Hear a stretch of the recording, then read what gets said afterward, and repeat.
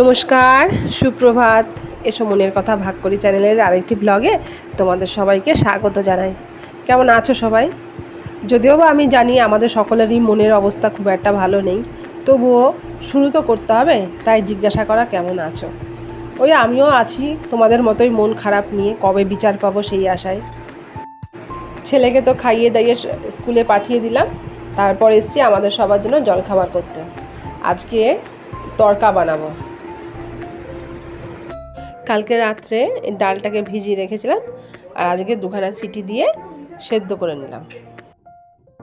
তড়কাটা করার জন্য এখানে পেঁয়াজ কেটে নিয়েছি, খুব যে মিহি করে কেটেছি তা না, একটু বড় বড় টুকরো করে কেটেছি। একটা গোটা বড় টমেটো, একটা আদা কুচি, রসুন কুচি আর লঙ্কা কুচি। আর ওখানে কড়াইতে তো তেল বসিয়ে দিয়েছি, তেলটা গরমও হয়ে গেছে। এবার একটুখানি জিরে ফোড়ন দিয়ে দেবো। ফোড়নটা হয়ে গেছে, এবার পেঁয়াজগুলো তেলের মধ্যে দিয়ে দেবো। তারপর পেঁয়াজটা একটু কিছুক্ষণ ভেজে তারপরে এর মধ্যে আদা কুচি আর রসুন কুচিটাও দিয়ে দেবো। এবারে রসুন, আদা আর কাঁচা লঙ্কাটাও দিয়ে দেবো। দিয়ে পরিমাণ মতন একটু লবণ দিয়ে হাই হিটে পেঁয়াজ আদা রসুনগুলোকে একটুখানি ভেজে নেব।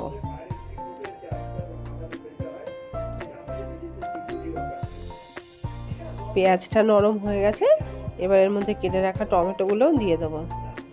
দিয়ে পেঁয়াজের সঙ্গে ভালোভাবে একটু নেড়ে নেব। টমেটোর ওপরে একটু লবণ ছড়িয়ে দেবো, তাহলে টমেটোটা ভালোভাবে তাড়াতাড়ি সেদ্ধ হয়ে যাবে। ডাল সেদ্ধতে তো নুন দিয়েছিলাম, আবার এর মধ্যে একটু নুন দিয়েছি। এর মধ্যে এখন আর নুন দেব না, দেব পরিমাণ মতন হলুদ আর দেব পরিমাণ মতো জিরের গুঁড়ো।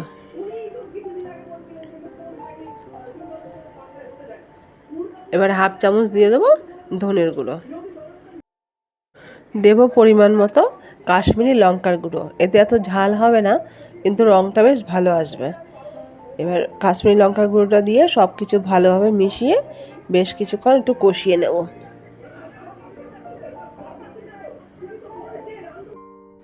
দেব একটু সামান্য পরিমাণ চিনি। এতে খুব একটা মিষ্টি হবে না, তবে ডালের যে টেস্টটা সেটা ব্যালেন্স হবে।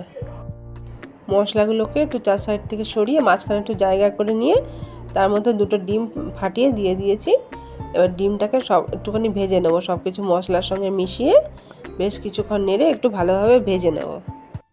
ডিমটা ভালোভাবে মশলার সঙ্গে কষিয়ে নিয়েছি। এবার পরিমাণ মতো গরম মশলার একটু গুঁড়ো এর মধ্যে দিয়ে দেবো।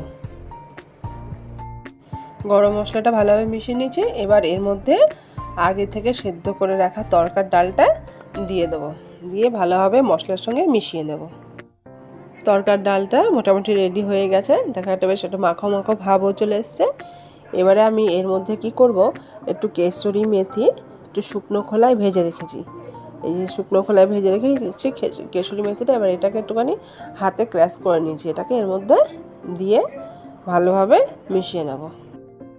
এবার তড়কাটার মধ্যে দিয়ে দেবো বেশ খানিকটা বাটার। বেশ খানিকটা বলতে অনেকটা নয়, একটু পরিমাণ মতন একটু বাটার দিয়ে দিলাম। বাটারটা দিলে হবে কি, ধাবা স্টাইলের মতন হবে। ধাবায় যেমন তড়কার ডালটা করে না, একটা সেরকম ফ্লেভার আসবে, সেরকম টেস্টও হবে। সেই জন্য একটু বাটারটা দিয়ে দিলাম। এবার সব কিছু ভালোভাবে একটু মিশিয়ে নিয়ে কিছুক্ষণের জন্য একটু ঢেকে রাখবো, তাহলে একদম রেডি ধাবা স্টাইলের তড়কা ডাল। রঞ্জনের জন্য আগে রুটিটা করে নিয়েছিলাম। ওর আবার শরীরটা খুব একটা ভালো নেই, ঠান্ডা লেগেছে প্রচণ্ড, একটু গায়ে জ্বর জ্বর ভাব, তাই বললো দুটো রুটি দিতে। তো তড়কা দিয়ে দুটো রুটি দিলাম, দেখি খায় কিনা। রূপুর বাবার জন্য যে খাবারটা বাড়লাম দিতে গেলাম, ও দেখে বলছে না আমি খাবো না এসব তড়কা টড়কা, আমার ইচ্ছা করছে না, আমার মুখে একদম স্বাদ নেই, আমাকে গরম গরম দুধ দিয়ে রুটি দাও। তো কী করবো, ওকে দুধ দিয়ে রুটি দিলাম আর রূপুকে ওই খাবারটা দিয়ে দিলাম। এবার সকালে খাওয়া দাওয়া হয়ে গেছে, এবার এসছি রান্নার ঘরে।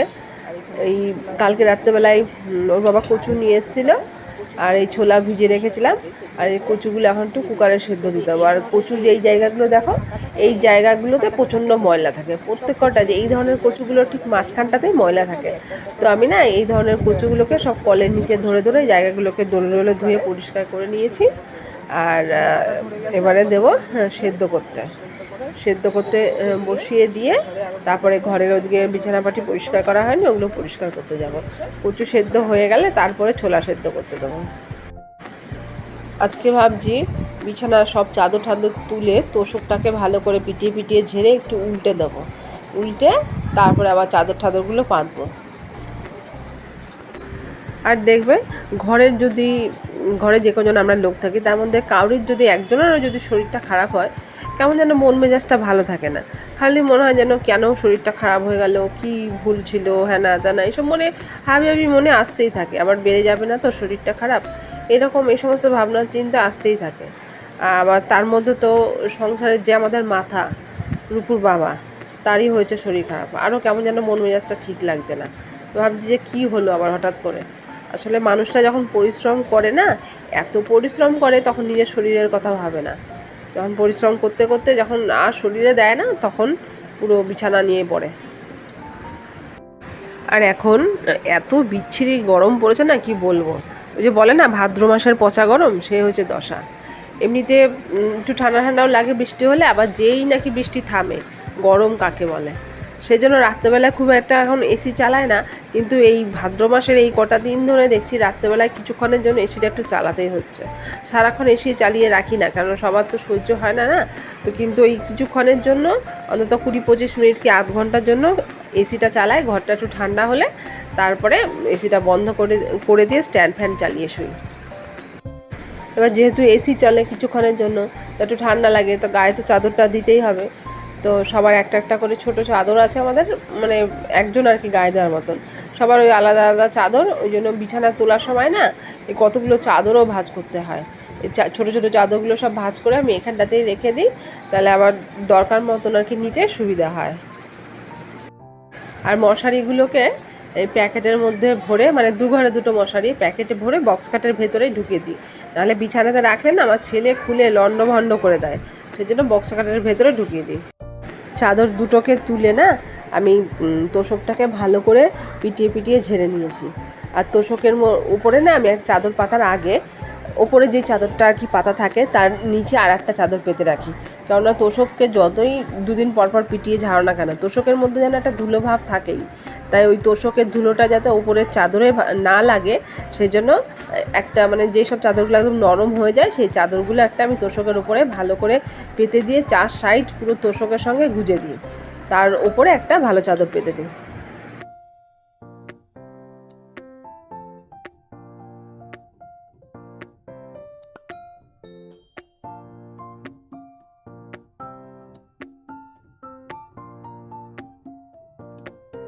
ওইদিকে মেয়েটাকে পাঠিয়েছি একটু দোকানে, ওর বাবার তো শরীরটা ভালো নেই, সেজন্য বললাম তুই একটু যা মুদি দোকানে একটু কয়েকটা মাল আনতে হবে, কয়েকটা মাল নিয়ে আয়। আর মুদি দোকানে খাতাটা দিয়ে যাবি, দিয়ে একটু সামনে একটু বাজারটা চলে যাবি, বাজারে গিয়ে একটুখানি আলু একটু পেঁয়াজ যা পাবি হাতের কাছে একটু নিয়ে আসিস, তাহলেই হবে। তো গেছে দোকানে কয়েকটা জিনিস আনতে হবে, আর একটু বাজারে গিয়ে যা যা আনতে বলেছে একবারে নিয়ে তারপরে বাড়ি ফিরবে।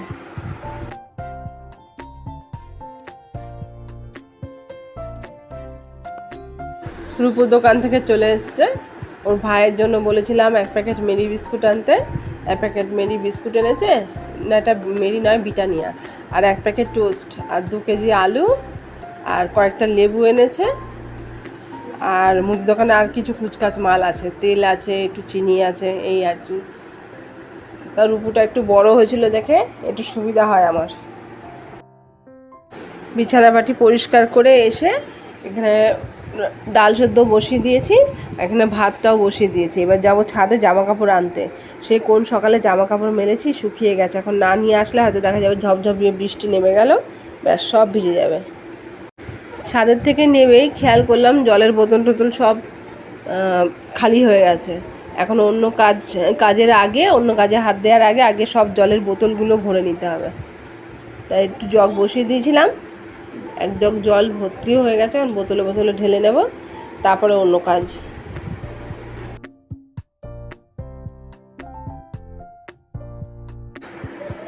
ফ্রিজে কয়েকটা উচ্ছে ছিল, দেখছি লাল লাল হয়ে যাবে, থাকবে না, পেকে যাবে পুরো উচ্ছেগুলো। সেজন্য ভাবলাম উচ্ছেগুলো কেটে ভাজা করে নিয়ে আজকে উচ্ছে দিয়ে আর আলু দিয়ে ভাজা করব।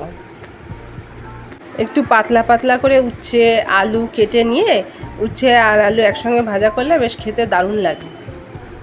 আর ওই উচ্ছে আলুর মধ্যে একটু কাঁচা লঙ্কা কুচি আর একটু কালো জিরে ফোড়ন দিয়ে তারপর ভাজলে আর একটু বেশি ভালো লাগে। তোমাদেরকে আমি উচ্ছে বলে এগুলো কাটলাম ঠিকই, কিন্তু এটা না উচ্ছে নয়, করলা।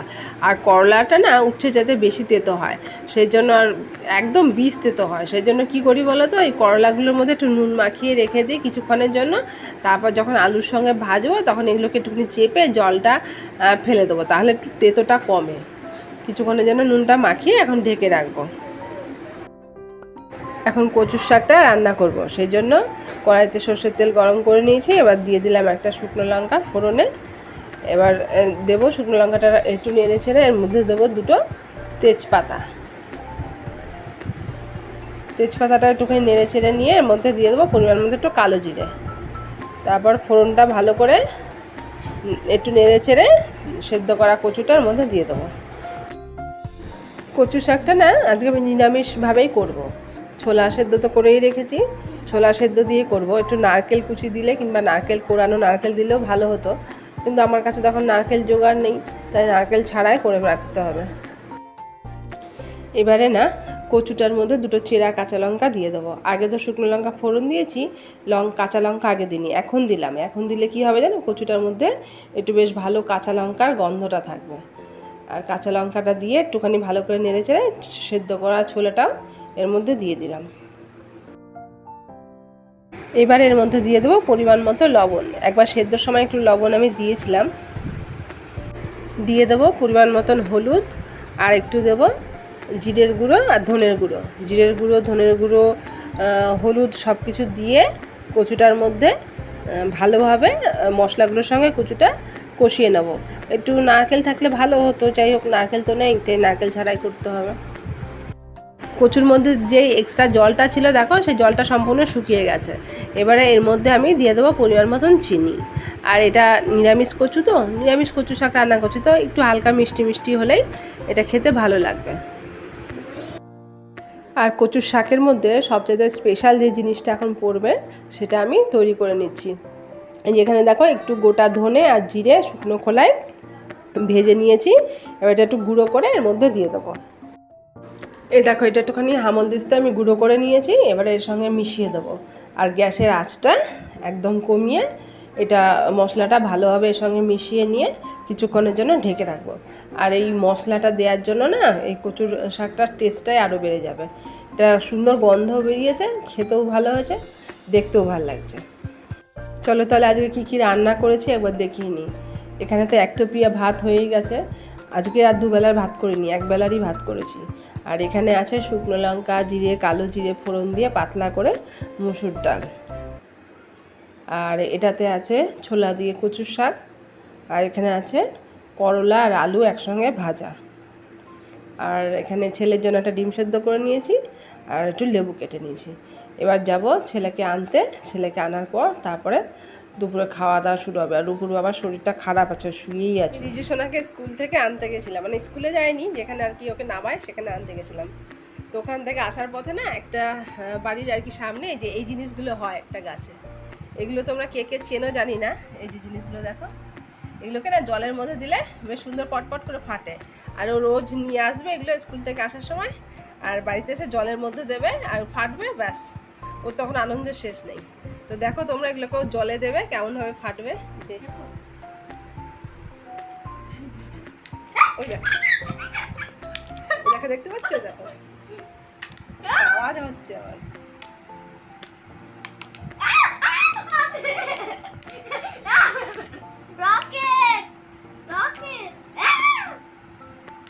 দেখেছিস কি সুন্দর ফাটছে, আবার পটপট করে আওয়াজও হচ্ছে।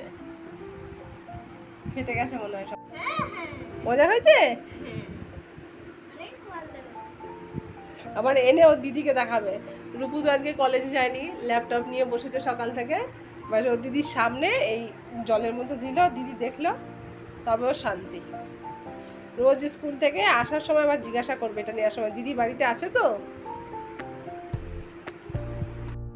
বিকেল বাজে এখন 5:15। ছাদে এসেছিলাম, একটু গাছে জল দেবো, তারপর ছাদের দরজাটা তালা দিতে হবে। তো বাইরের আকাশটা দেখো কি সুন্দর লাগছে, সূর্য অস্ত যাচ্ছে, তাই ভাবলাম একটু তোমাদের সঙ্গে ভাগ করে নিই এই অপূর্ব দৃশ্যটা। দেখো লাল হয়ে উঠলো। সারাদিন অক্লান্ত পরিশ্রমের পর এখন ইনিও চলেছেন একটু বিশ্রাম নিতে। আর দেখো কিছু ছেলেপেলেরা না ঘুড়ি ওড়ায়, এখন থেকে ঘুড়ি ওড়াচ্ছে। এরপরে কিছুদিন পরে তো বিশ্বকর্মা পুজো আসছে, তখন তারও বেশি উড়বে। আর এই শরৎকালের আকাশকে দেখো, আকাশের মানে কি বলবো, এত অপূর্ব দৃশ্য, যতই দেখি মন যেন আর ভরে না, দেখেই থাকতে ইচ্ছে করে। নীল আকাশে সাদা মেঘগুলো এমন এক একটা আকৃতি ধরে না, মানে কি বলবো, দেখলে পরে যেন কল্পনা শক্তি বেড়ে যায়।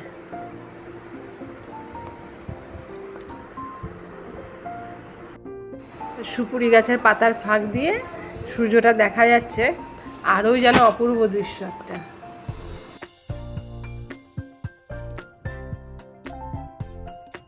সন্ধে বাজে 8টা, এসেছে এখন চা করতে।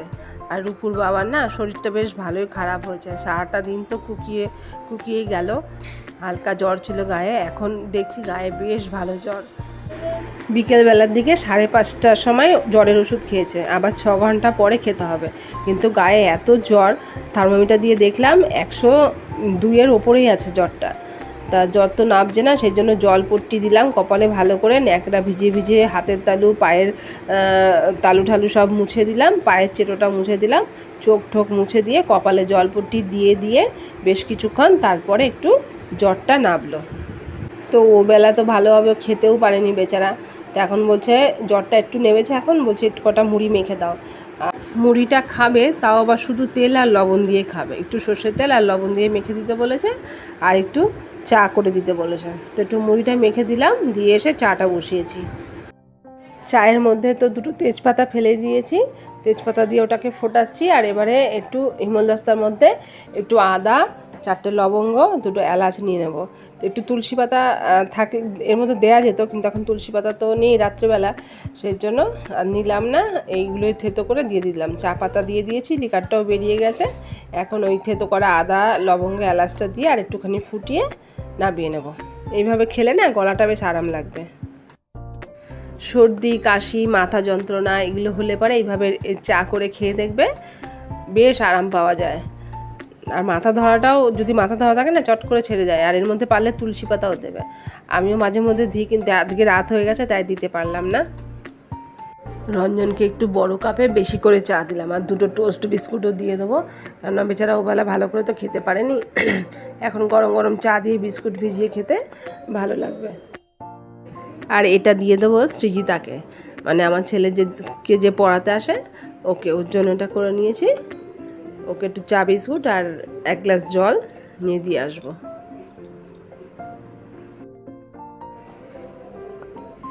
আর রিজু সোনা সন্ধ্যের খাওয়া দাওয়া সারা হয়ে গেছে, ও পড়তে বসে গেছে। আর রূপু গেছে কম্পিউটার ক্লাসে। আর আমিও একটু চাটা নিয়ে বসে পড়েছি রান্নাঘরের সিঁড়িতে। তাহলে চাটা খেতে খেতেই আজকের মতন ভিডিওটা এখানেই শেষ করছি। তোমরা সবাই ভালো থেকো, সুস্থ থেকো, সাবধানে থেকো, সবাই নিজের খেয়াল রেখো। আর ভিডিওটা ভালো লাগলে একটু লাইক, শেয়ার, কমেন্ট করতে ভুলো না। আর যারা আমার ভিডিওগুলো দেখছো তাদেরকে সবাইকে জানাই অজস্র ধন্যবাদ।